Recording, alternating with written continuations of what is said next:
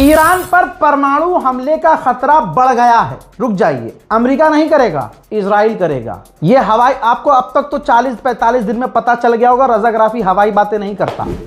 आपकी स्क्रीन पर ये अमेरिका के ऑफिशियल हैं, वैज्ञानिक और साइंटिस्ट, प्रोफेसर हैं जॉन। इन्होंने बहुत बड़ी बात कही, कहा कि ट्रंप पूरी तरह से डेस्परेट है और हम देख रहे हैं कि वो हार गए हैं और इजराइल को वो रोक नहीं पाएंगे, भले वो इस जंग से निकल गए हैं। इजराइल के पास अब कोई ऑप्शन नहीं है, बल्कि अमेरिका के पास कोई ऑप्शन नहीं है कि ईरान को रोके। इस जंग में, इस वॉर में इजराइल को क्लियर हो गया है कि कोई और कार्ड अब उसके पास नहीं है ईरान को रोकने का। सिर्फ उसके पास अब आखिरी हथियार है परमाणु। अमेरिका बीच में बोलेगा नहीं, ट्रंप बीच में बोलेगा नहीं, अमेरिकी गवर्नमेंट बीच में बोलेगी नहीं और इजराइल को रोक भी नहीं सकती। ये बात मेन कही है उन्होंने और ये बात हमने देखी है कि नेतन्याहू जो चाहता है वो होता है।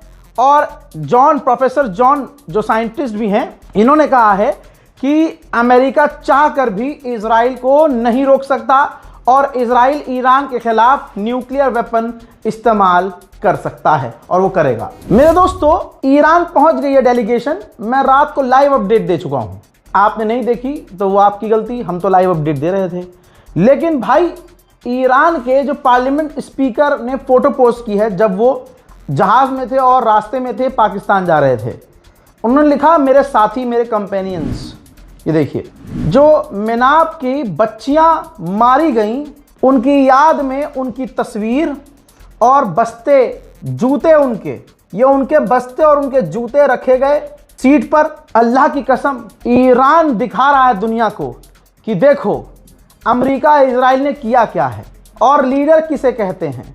असल में ये वही बैग थे, ये वही बस्ते थे, ये कोई डमी नहीं थी, असली बैग लेके पहुंचा है ईरान। ईरान के पार्लियामेंट स्पीकर, खुदा की कसम लीडर हो तो ऐसा। भाई, वो तमाम बच्चों के असली बैग जो धमाके में मिले, जो बच्चियां मारी गईं, भाई ईरान के स्पीकर पर हमें पूरा भरोसा है कि जो जज्बात के साथ और दिमाग के साथ और इतनी हिम्मत से पाकिस्तान गया है और जिस अंदाज में गया है, जिस तस्वीर को उन्होंने शेयर किया है, हमें यकीन है कि ईरान नहीं झुकेगा और इन बच्चियों का खून रायगा नहीं जाएगा।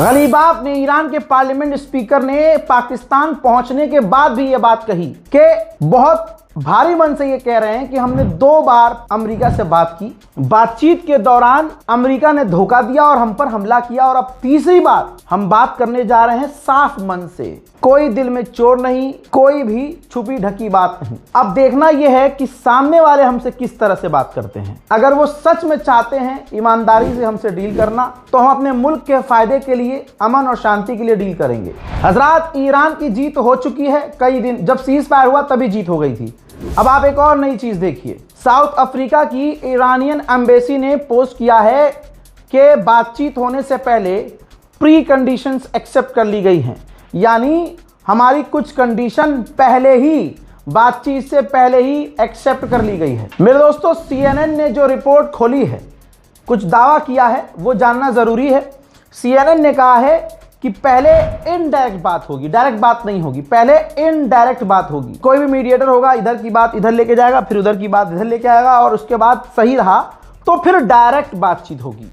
अब इस डायरेक्ट बातचीत में ईरान ने कहा है कि हमें कोई फोटो किसी भी अमेरिका के ऑफिशियल के साथ नहीं खिंचवानी, किसी भी अमेरिका के ऑफिशियल के साथ फोटो नहीं खिंचवानी। फुल पावर में चल रहा है ईरान। अब दोस्तों, जो डेलीगेशन ईरान की पाकिस्तान पहुंची है, रजाग्राफी उनकी हर लिस्ट आपके सामने रखेगा। 14 लोग, फिर से सुनिए, 14 लोग। ईरान बाद में बोलेगा, रजाग्राफी पहले बोल रहा है। 14 लोग। 14 से कुछ याद आया? इशारा कर रहा हूं खुदा की कसम। 14 से याद आना चाहिए मुसलमानों को, नहीं आया तो कोई बात नहीं, जिसको समझ में आएगा वो सुभान अल्लाह कह देगा और कमेंट में बात लिख देगा। 14 लोग पहुंचे हैं हजरत। पहले हैं Mohammad Bagher Ghalibaf, honourable speaker parliament, head of delegation, delegation के हेड हैं। फिर सैयद अब्बास अराकची जो विदेश मंत्री हैं। Reza Amiri Moghadam, ambassador of Pakistan. Ali Akbar Ahmadian जो member of supreme national council security के हैं। Ali Bagheri Kani, head of supreme national security council. Ismail Ahmadi Moghadam, president national defence university. Mohammad Jafari, honourable assistant to the secretary supreme national council. Nasser Hemmati, governor central bank of Iran. Kazem Gharibabadi, deputy foreign minister, ठीक है। मजीद तख्ते रवांची, ये भी deputy विदेश मंत्री हैं। विलोलाह नौरी, ये भी डिप्टी विदेश मंत्री हैं। इस्माइल बागाई, ये भी डिप्टी फॉरेन मिनिस्टर और स्पोक पर्सन ऑफ मूफा है। अबू फजल अमोई, ये मेंबर ऑफ पार्लियामेंट हैं। फिर मोहम्मद नबवीन, ये भी मेंबर ऑफ पार्लियामेंट है। ये पूरी डेलीगेशन मैंने आपके सामने रख दी है। 14 का मतलब अभी भी समझ में नहीं आया है तो फिर तो खुदा हाफिज। हजरात, डॉक्यूमेंट से खुलासा हुआ है और ये रहा डॉक्यूमेंट कि पिछले साल अमेरिका की FBI ने इजराइल और अमेरिकी एक कंपनी एजेंसी से रिश्ते नाते तोड़ लिए थे, क्योंकि वो इजरायली कंपनी अमेरिकी लीडर्स पर और अमेरिकियों पर नज़र रख रही थी। FBI को पता चला और FBI ने उस इजरायली कंपनी से रिश्ते नाते तोड़ लिए। इस बात से आप लोगों को क्या पता चला? इस बात से पता चला कि इजराइल किसी का सगा नहीं है। नेतन्याहू, इजराइल की गवर्नमेंट किसी की सगी नहीं है। अमेरिका की भी जासूसी करवाने के लिए जो दिमाग चलाए नेतन्याहू है। ऐसा नहीं है कि सारा दिमाग अमेरिका और इजराइल के पास है, दिमाग तो लाला ईरान के पास भी है और ताकत भी ईरान के पास है। यह कितनी बड़ी बात है, 2 न्यूक्लियर पावर देशों को ईरान ने धूल चटाई और अनभक्तों काम पे लगो, उठाओ अपना तेल चटाई। हजरात, बैक टू द पॉइंट, ये रिपोर्ट देखिए, टेलीग्राफ की है। सैटेलाइट इमेज और कई तरह की रिपोर्ट से खुलासा हुआ है कि ईरान बड़ी तैयारी में है। ईरान तमाम रास्तों को, रोड को ब्लॉक कर रहा है। न्यूक्लियर साइट पर जाने वाले तमाम रास्तों को ब्लॉक कर रहा है कि अल्लाह ना करे अगर ग्राउंड ऑपरेशन अमेरिका करता है तो अमेरिकी फौज उसके न्यूक्लियर प्लांट्स तक ना पहुंच सके। कैमरे के पीछे अपने दोस्तों को पिछली रिपोर्ट दिखा चुका हूं। डोनाल्ड ट्रंप ने कहा कि स्ट्रेट ऑफ हॉर्मुज एकदम से नहीं खुलेगा, सबसे कह दिया उसने, और अब कैमरे के सामने आया है ये आगे तो कह रहा है कि स्ट्रेट ऑफ हॉर्मुज बहुत जल्द खुलेगा, चाहे ईरान के साथ चाहे ईरान के बिना, और कोई पैसा स्ट्रेट ऑफ हॉर्मुज से गुजरने के लिए नहीं लगेगा। और हम ज्यादा बात नहीं करेंगे। हजरात, बात करेगा कैसे? ईरान मुंह तोड़ देगा जैसे अभी मुकाला किया है। ब्रिटेन पर भी हमारी पूरी नजर है।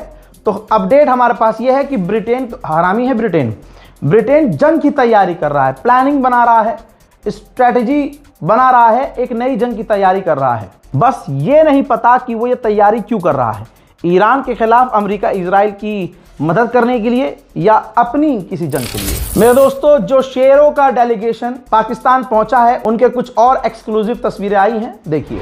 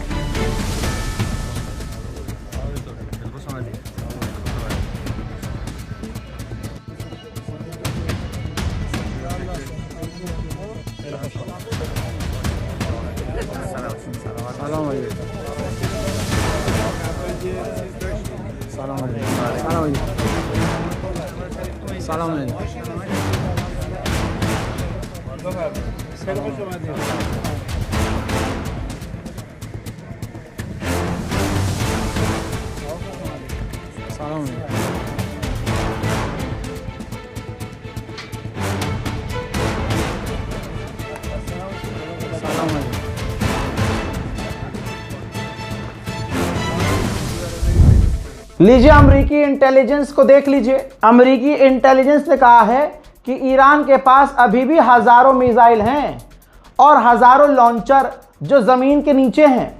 ले भैया ओम फो, एक गुलाबी सुअर ने कहा था कि हमने ईरान की मिसाइलों को तबाह कर दिया, ईरान की मिलिट्री तबाह हो गई, बर्बाद हो गया ईरान। उधर नितिन यादव मतलब अनभक्तों के फादरलैंड नेतन्याहू, उसने कहा था कि ईरान के हमने लॉन्चर को तबाह कर दिया।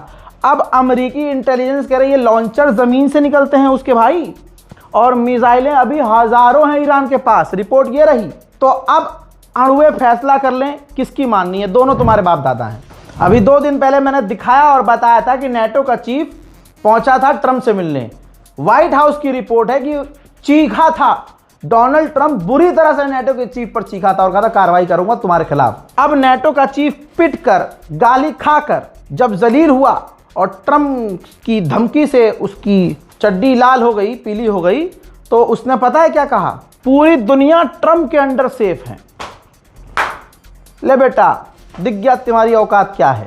बस हवा निकल गई। अमेरिकी ऑफिशियल ने खुद कहा है कि स्ट्रेट ऑफ हॉर्मुज खुद ईरान नहीं खोल सकता अब, क्योंकि ईरान ने इतने बम बिछा दिए हैं कि उसको खुद नहीं पता है कि बम हमने रखे कहां कहां थे। हजरात ये देखिए, फ्रांस ने वीडियो जारी कर दिया है। इस जंग के दौरान जितने भी फ्रांस ने अपने अरब को बचाने के लिए जो मेहनत की और ईरान के ड्रोन्स और मिसाइलों को रोका, उसकी पूरी की पूरी वीडियो कंबाइन करके शेयर की है। उधर कतर ने भी ईरान के सुकोई जो फाइटर जेट था 24M के टैक्टिकल बॉम्बर पुराने जमाने के, कतर ने इन दोनों ईरानी फाइटर जेट को मार गिराया था।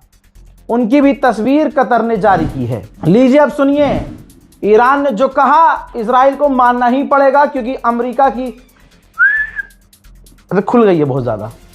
तो दोस्तों रिपोर्ट ये आ रही है सुबह होते होते तक कि लेबनान और अमेरिका दोनों ने इजराइल से कहा कि आप जो लेबनान पर हमला मतलब हम पर हमला कर रहे हो, ये जंग पॉज कर दो, रोक दो।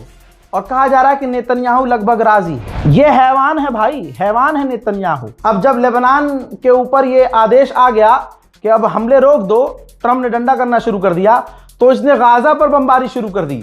गाजा पर बमबारी करके 7 आम लोगों को कत्ल कर दिया। हजरात इस रिपोर्ट को शेयर कीजिएगा जल्दी जल्दी, और पूरी रात जो मैंने अपडेट दिया है जाकर जरूर देखिएगा। जय हिंद।